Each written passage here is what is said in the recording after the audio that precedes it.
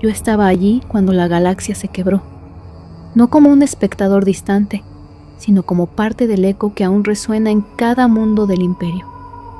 Antes de que Terra ardiera, antes de que los muros del Palacio Imperial sangraran fuego, hubo un silencio antinatural, una pausa en el latido del universo.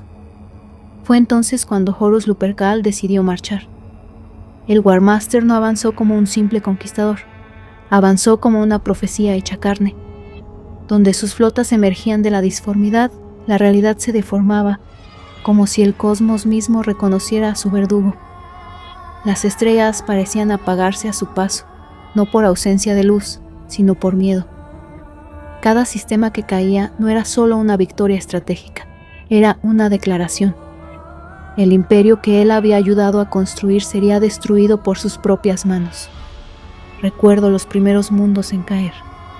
Gobernadores que aún pronunciaban el nombre del emperador mientras las naves de Horus abrían fuego. Defensas orbitales pulverizadas en segundos, ejércitos planetarios reducidos a polvo antes de comprender contra quién luchaban. No hubo negociaciones, no hubo redención, solo el avance inexorable de legiones que alguna vez fueron símbolos de esperanza y ahora marchaban envueltas en símbolos profanos. Las naves de los hijos de Horus encabezaban la vanguardia, enormes catedrales de guerra cubiertas de cicatrices y trofeos. A su alrededor, las flotas aliadas formaban un enjambre imposible de contar. Portadores de la palabra entonaban litanías blasfemas mientras preparaban los cañones. Devoradores de mundos golpeaban las paredes de sus naves, ansiosos por el derramamiento de sangre. Amos de la noche se deslizaban en silencio, saboreando el terror que aún no existía, pero que ya consideraban suyo. Horus observaba todo desde la venganza espiritual. Su presencia pesaba sobre la flota como una gravedad invisible. No necesitaba alzar la voz para ser obedecido. Bastaba su voluntad. En su mente, Terra no era solo un objetivo, era el trono que le había sido negado, la verdad que debía ser arrancada de manos del emperador. Cada orden, cada sacrificio, estaba justificado por esa convicción absoluta. El camino a Terra fue pavimentado con traiciones. Mundos que se declararon leales en apariencia y abrieron sus defensas desde dentro. Generales imperiales que, al ver los estandartes de Horus, bajaron las armas, incapaces de aceptar que el héroe de la Gran Cruzada se había convertido en su enemigo. Esa duda fue tan letal como cualquier arma. La guerra no solo se libraba con bolters y cañones, se libraba en la fe. En Beta Garmon, la guerra alcanzó una escala que aún hoy resulta difícil de describir sin que las palabras se quiebren. Allí, titanes de ambos bandos caminaron como dioses antiguos despertados de un sueño de hierro. El suelo temblaba con cada paso. Montañas artificiales disparaban armas capaces de partir ciudades en dos. El cielo se convirtió en un océano de fuego, surcado por aeronaves que caían envueltas en llamas. Yo vi a un titán imperial avanzar sin una pierna, arrastrándose solo para disparar una última salva antes de colapsar. Vi a un titán traidor explotar desde dentro cuando su reactor fue saboteado por infantería que sabía que no saldría con vida. Horas de combate que parecían siglos, días que se sintieron como un instante eterno. Cuando Beta Garmon finalmente cayó, no quedó un mundo, sino una cicatriz humeante visible desde la órbita. Cada victoria acercaba a Horus a Terra, pero también lo alejaba de lo que había sido. Los dioses del caos susurraban constantemente, alimentando su orgullo, su ira, su sensación de destino. Su armadura se convirtió en un receptáculo de energías imposibles. Su sombra se movía incluso cuando él permanecía inmóvil. Aún así, Horus creía controlar esas fuerzas. Creía utilizarlas como herramientas. Esa fue su mayor mentira, incluso para sí mismo. Mientras tanto, Terra se preparaba. El sistema solar fue transformado en una fortaleza sin precedentes. Planetas convertidos en bastiones, lunas armadas hasta los huesos, estaciones orbitales superpuestas como capas de una muralla infinita. Marte ardía en guerra civil, dividido entre la lealtad y la herejía. Cada forja que caía era una herida directa al corazón del imperio. En Terra, la población sentía el peso de lo inevitable. No era pánico lo que dominaba, sino una espera tensa, casi irreverente. Sabían que algo colosal se aproximaba. Los cielos se llenaron de tráfico militar, de naves que llegaban dañadas, cargadas de soldados exhaustos. El palacio imperial se convirtió en un hervidero de actividad, de órdenes gritadas, de preparativos que parecían insuficientes ante la magnitud de lo que venía. El emperador permanecía en silencio, unido al trono dorado. Su ausencia física no era debilidad, era una presencia omnipresente, un peso en el alma de todos los que aún creían. Sus hijos leales se reunieron para la defensa final. Rogal Dorn reforzó cada muro como si fuera a resistir el fin del tiempo. Sanguinius caminó entre las tropas, y su sola presencia devolvía la esperanza a quienes ya la habían perdido. Cuando la flota de Horus finalmente emergió en el borde del sistema solar, el vacío se iluminó como si una guerra de estrellas hubiera comenzado. Miles de naves, demasiadas para contarlas, formaron un frente que parecía extenderse hasta el infinito. Los primeros disparos resonaron como truenos cósmicos. El espacio se llenó de restos incandescentes, de explosiones que eclipsaban al sol. Yo sentí ese momento como un golpe en el espíritu. No había vuelta atrás. La guerra que definiría el destino de la humanidad había llegado a su umbral. Horus avanzaba con la certeza de un verdugo convencido de su justicia. Terra aguardaba como un corazón rodeado de acero, latiendo por última vez antes del impacto. Y así, bajo un cielo que ardía incluso antes de que el primer soldado pisara suelo sagrado, comenzó el asedio que rompería la historia en dos. El vacío fuese el primer campo de batalla, y allí la muerte no tenía suelo donde caer. Cuando las flotas chocaron, el espacio alrededor de Terra se convirtió en una tormenta perpetua de fuego y escombros. No hubo formaciones elegantes ni maniobras ceremoniales. Fue una carnicería cósmica. Naves imperiales y traidoras se embistieron como bestias ciegas, disparando a quemarropa, atravesándose mutuamente con espolones de abordaje, explotando en silencios blancos que cegaban incluso a los augurios más sensibles. Yo vi cruceros partirse en dos, su interior expuesto al vacío como un cuerpo abierto en canal. Vi escuadrones enteros desaparecer cuando un solo disparo acertado detonaba sus reactores. Las fortalezas orbitales resistieron hasta que sus generadores colapsaron, convirtiéndose en soles efímeros que devoraban a aliados y enemigos por igual. Cada segundo ganado por los defensores costaba una montaña de cadáveres flotando en órbitas condenadas. La luna ardió, no en su totalidad, pero sí lo suficiente para que su superficie se cubriera de cicatrices incandescentes. Bastiones ancestrales fueron reducidos a polvo, y las cavernas fortificadas se convirtieron en tumbas selladas. Marte, ya fracturado por su propia guerra, gritó en binario y fuego cuando forjas enteras fueron reclamadas por la traición. El sistema solar dejó de ser un hogar y pasó a ser una trampa mortal. Cuando las defensas del vacío finalmente cedieron, la guerra descendió sobre Terra como una maldición largamente anunciada. Las cápsulas de desembarco atravesaron la atmósfera envueltas en llamas, cayendo en oleadas interminables.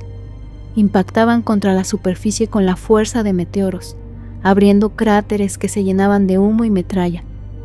De su interior emergían astartes marcados por la corrupción, armaduras deformadas, símbolos profanos grabados a fuego. Sus gritos no eran de guerra, sino de devoción a poderes que no conocen la misericordia. Las murallas exteriores del Palacio Imperial se alzaban como cordilleras de adamantio, diseñadas para resistir asedios imposibles. Aún así, comenzaron a ceder bajo el bombardeo constante. Artillería pesada, titanes traidores, armas demoníacas cuya sola presencia hacía sangrar la realidad. Cada impacto arrancaba fragmentos de la muralla y los lanzaba como proyectiles secundarios contra los defensores. Yo vi a los puños imperiales mantener la línea cuando todo parecía perdido. Vi a esos guerreros convertirse en la muralla misma, disparando hasta que sus armas se sobrecalentaban, luchando cuerpo a cuerpo cuando la munición se agotaba. No retrocedían, no gritaban, simplemente resistían, como si la idea misma de ceder les resultara incomprensible. Los ángeles sangrientos descendieron como una tormenta roja. Sus saltos eran relámpagos, sus espadas arcos de luz sangrienta. Combatían con una furia casi desesperada, como si cada enemigo abatido fuera un intento de retrasar un destino que ya sentían en la sangre. Entre ellos caminaba Sanguinius, y su presencia era un faro en medio del infierno. Donde él luchaba, la esperanza sobrevivía unos segundos más. Los custodes avanzaban en silencio, dorados, implacables, ajenos al miedo. Cada uno era una guerra en sí mismo. Se movían con precisión perfecta, eliminando amenazas antes de que pudieran siquiera comprender lo que enfrentaban. A su paso, incluso los astartes traidores dudaban, y esa duda era fatal. El suelo de Terra se cubrió de cadáveres, humanos y transhumanos mezclados en un mismo lodazal de sangre y ceniza. El aire se volvió irrespirable, cargado de partículas incandescentes y gritos que nunca se apagaban del todo. El día y la noche dejaron de existir. Solo había una luz perpetua de explosiones y un ruido constante que vibraba en los huesos. Horus observaba desde la venganza espiritual.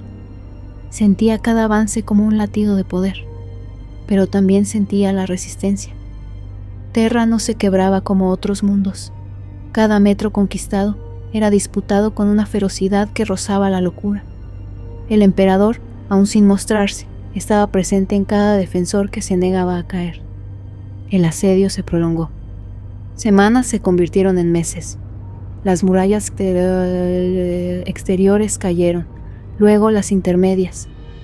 Ciudades enteras dentro del complejo del Palacio Imperial fueron reducidas a ruinas humeantes. Cada retirada defensiva era un sacrificio calculado, un intento desesperado por ganar tiempo. Tiempo para algo que pocos se atrevían a nombrar. Yo sentí el desgaste. Incluso los astartes comenzaron a mostrar señales de agotamiento. Sus armaduras estaban cubiertas de capas de sangre seca y hollín. Sus movimientos, aunque aún letales, se volvieron más pesados. Los humanos luchaban más allá de cualquier límite razonable, impulsados por una fe que ya no prometía supervivencia, sino significado. Fue entonces cuando Horus decidió terminarlo. Ordenó bajar los escudos de la venganza espiritual. El gesto fue un desafío abierto, una burla lanzada al corazón del imperio. Horus sabía lo que significaba. Sabía que el emperador no podía ignorarlo. Era una invitación y una trampa, envuelta en arrogancia y desesperación. Un golpe final para obligar a su padre a abandonar su santuario. El silencio que siguió fue más aterrador que cualquier bombardeo. Yo sentí el momento exacto en que algo cambió. Una presión inmensa recorrió Terra, como si la realidad misma se inclinara. El emperador había respondido, no con palabras, sino con presencia. Una presencia que eclipsaba incluso la furia de Horus. Sanguinius lo supo, Rogal Dorn lo supo, los custodes lo supieron. El final se aproximaba. Mientras la guerra aún rugía en la superficie, mientras millones seguían muriendo sin saber que su sacrificio ya no podía alterar el desenlace, el destino del imperio se desplazó hacia una sola nave, hacia un único enfrentamiento. Todo lo demás, toda la sangre derramada, se convirtió en preludio. El mundo trono había resistido. No indemne, no victorioso, pero aún en pie. Y en ese último acto de desafío, Horus había sellado su propio destino. Sentí el cambio antes de que ocurriera. No fue un sonido ni una luz, sino una presión que atravesó la mente y el alma, como si el universo hubiera decidido recordar quién era su verdadero soberano. El emperador abandonó el trono dorado, y ese acto, tan breve y tan terrible, hizo temblar realidades enteras. Terra continuaba ardiendo, millones seguían luchando y muriendo, pero la guerra, en su esencia, ya no estaba allí. Se había trasladado a un solo punto, a una nave envuelta en blasfemia y orgullo. La venganza espiritual aguardaba. El abordaje no fue que una carga gloriosa, sino una irrupción brutal en un reino de pesadilla. La nave de Horus no obedecía ya a las leyes de la materia. Sus pasillos se retorcían, se alargaban o se encogían como órganos vivos. Los muros respiraban, cubiertos de símbolos imposibles que sangraban luz oscura. Cada paso era un desafío a la cordura, una invitación a rendirse ante el caos. Los custodes avanzaron primero, abriendo camino con una violencia precisa y absoluta. Las criaturas que defendían la nave no eran del todo astartes ni del todo demonios. Eran híbridos de odio y fe torcida, nacidos de la corrupción prolongada. Caían bajo las hojas doradas y los disparos certeros, pero cada muerte parecía alimentar a la nave misma, como si el sacrificio fuera parte de su estructura. Sanguinius caminaba junto al emperador. Sus alas, manchadas de sangre y hollín, se desplegaban con dificultad, pero aún conservaban una majestuosidad que desafiaba al horror circundante. Yo sentía su conflicto interno, la sombra que se cernía sobre su destino. Él lo sabía. Lo había sabido desde antes de que Horus traicionara al Imperio. Y aún así, avanzaba. Rogal Dorn marchaba como un muro en movimiento, cada paso un acto de desafío. Su mente estaba enfocada en una sola cosa: llegar hasta Horus, sin importar el precio. Para Dorn, la guerra no era una cuestión de emociones, sino de deber, y ese deber lo llevaba hacia el corazón mismo de la traición. El primer gran enfrentamiento ocurrió cuando Horus permitió que se encontraran. No apareció de inmediato. Envió oleadas de guardianes, campeones de las legiones traidoras, criaturas exaltadas por los dioses oscuros. Fue una carnicería. Los pasillos se llenaron de cuerpos destrozados, de sangre que no siempre era humana. Cada combate retrasaba lo inevitable, pero también desgastaba a los leales. Entonces, Horus se mostró. Su presencia aplastó el aire. Era enorme, no solo en tamaño, sino en significado. Su armadura brillaba con una luz enfermiza, recorrida por energías que no pertenecían a este plano. Su rostro, antaño noble, estaba marcado por una furia contenida y por algo más profundo, una convicción absoluta de que estaba en lo correcto. Sanguinius fue el primero en enfrentarlo. El choque entre ambos fue como el impacto de dos mitos: espada contra garra, alas contra poder disforme. Horus atacaba con la fuerza de un dios, cada golpe capaz de destruir a un titán. Sanguinius respondía con velocidad y gracia imposibles, moviéndose como un relámpago dorado. Durante un instante que pareció eterno, el destino del Imperio pendió de ese duelo. Yo vi a Sanguinius herir a Horus, vi la sorpresa en los ojos del Warmaster. Vi, también, la inevitabilidad. El poder que Horus canalizaba no era suyo y exigía un precio. Un golpe final, devastador, atravesó la defensa del ángel. Sus alas se desgarraron. Su cuerpo cayó. La sangre dorada manchó el suelo de la nave, y con ella murió algo irreemplazable. El emperador sintió esa muerte como una herida abierta. La furia que emergió entonces fue contenida, terrible, enfocada. Horus rió, una risa cargada de triunfo y desafío. Creía haber ganado. Creía que con Sanguinius muerto, nada podría detenerlo. Se equivocaba. El enfrentamiento entre el emperador y Horus no puede describirse solo como una batalla. Fue un juicio. Cada golpe era una acusación. Cada descarga de energía, un recuerdo de lo que Horus había sido y de lo que había destruido. La realidad se quebraba a su alrededor. El suelo se levantaba en fragmentos flotantes. El tiempo parecía perder coherencia. Horus atacaba con todo el poder de los dioses del caos. Sus golpes deformaban el espacio, su voz resonaba con ecos de múltiples voluntades. El emperador respondía con una fuerza más antigua, más pura, pero también limitada por la compasión que aún sentía por su hijo. Esa duda lo debilitó. Horus lo hirió gravemente, y durante un instante el destino del imperio pareció sellado. Yo vi ese instante. Vi la duda en los ojos del emperador. Vi el amor que aún sentía. Y vi a Horus, por un breve segundo, liberado de la corrupción, comprendiendo la magnitud de su traición. Ese momento de claridad fue fugaz pero suficiente. El emperador no volvió a dudar. Desató su poder sin reservas. No fue un ataque, fue una aniquilación. La esencia de Horus fue arrancada, desintegrada más allá de toda redención. No quedó alma que reclamar, no quedó eco que pudiera regresar. Horus Lupercal dejó de existir, y con él murió el sueño de los dioses oscuros de reclamar el imperio para siempre. La victoria fue absoluta, y fue terrible. El emperador cayó destrozado, su cuerpo apenas sostenido por una voluntad que se negaba a desaparecer. Rogal Dorn lo encontró entre los restos del combate, y en ese momento comprendió que la guerra había terminado, pero la paz jamás llegaría. El cuerpo del emperador fue llevado de regreso a Terra, colocado en el trono dorado, donde su sacrificio eterno mantiene unida a la humanidad. La herejía había terminado. El imperio había sobrevivido, pero quedó marcado para siempre.